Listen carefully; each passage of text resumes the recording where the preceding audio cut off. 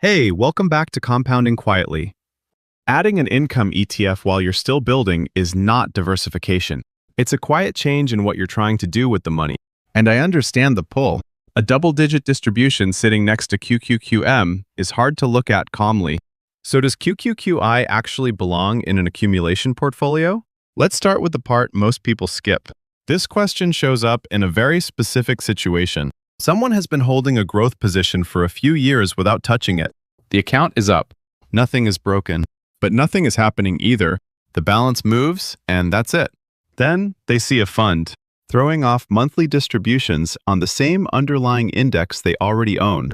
Same 100 companies. Same exposure. But now money shows up every month. It looks like a free upgrade to a portfolio that was already working. That reaction is not greed. It's a response to how invisible accumulation feels. When you buy and hold a growth fund, you get no feedback for years at a time. No confirmation. No signal that the plan is working. An income ETF gives you that feedback immediately. Cash lands in the account and something finally feels real. That's the actual appeal. And it has almost nothing to do with returns. So before we get into how the fund is built, here's the criteria I'm using. The question is not whether QQQI is a good product. It's whether you are in the phase of investing where income is the point. Those are two completely different judgments, and mixing them up is where the mistake happens. There are two phases in a portfolio, and they want opposite things. In accumulation, you are trying to grow the total. Every dollar that leaves the portfolio is a dollar not compounding. Income during this phase is not a benefit. It's a leak, unless you reinvest all of it. In distribution, you're trying to convert what you built into a stream you can live on. Now, stability of that stream matters more than the total number. The same fund can be excellent in one phase and actively counterproductive in the other. Nothing about the fund changed. Your objective did. Here's what QQQI is structurally doing. It holds exposure to the NASDAQ 100 and sells call options against that exposure. Selling those calls generates premium, and that premium funds the monthly distribution. But the premium is not free money. It's payment you accept in exchange for capping how much upside you keep. When the index rises sharply, the calls you sold limit your participation in that move. You collected income. You gave away the top end of the return. That's the trade in one sentence, and it's the entire thing. Now picture what that looks like over an actual year. Two investors both hold NASDAQ 100 exposure through a strong 12 months. One holds QQQM straight through. The other holds QQQI and collects distributions every month. The QQQI investor feels great for the first 8 months. Cash keeps arriving. The strategy feels like it's working. Then they check total value against the plain index fund and find a meaningful gap. The income was real. The gap is also real.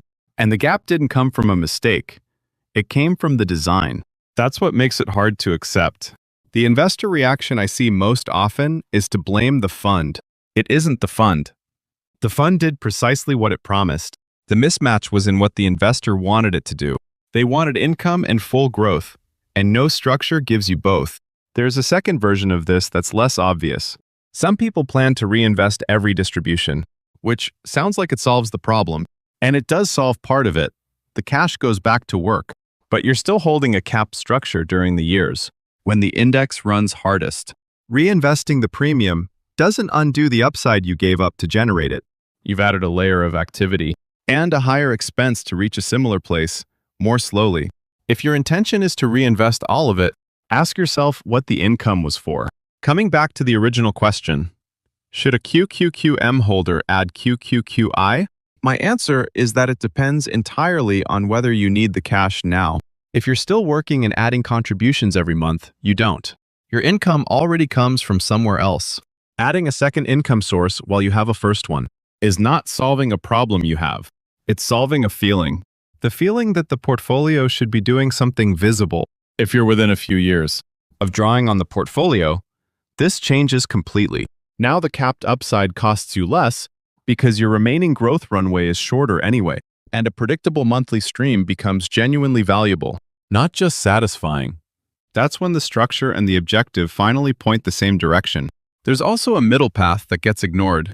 You don't have to choose one fund for the whole portfolio. Some investors hold the growth position untouched and let new contributions build a small income sleeve.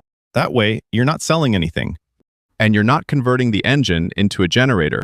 You're building the second thing alongside the first. The important part is knowing which one you're feeding and why. So here's where I land. QQQI is not a worse version of QQQM, and it isn't a better one. It's a different instrument answering a different question. If your question is, how do I grow this over the next 20 years? Capping upside is working against you.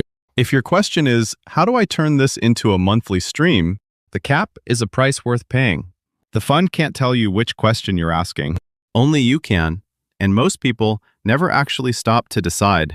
The mistake is not picking the wrong ETF. It's holding an income tool while still running a growth plan and calling that diversification. Income is not a reward for patience. It's what you build when patience is no longer the plan. Compounding quietly. Slow, steady wealth building. If this helped, subscribe and leave a like. Everything here is for informational purposes only. All final decisions and responsibilities remain with you. Thanks for spending time with Compounding Quietly today.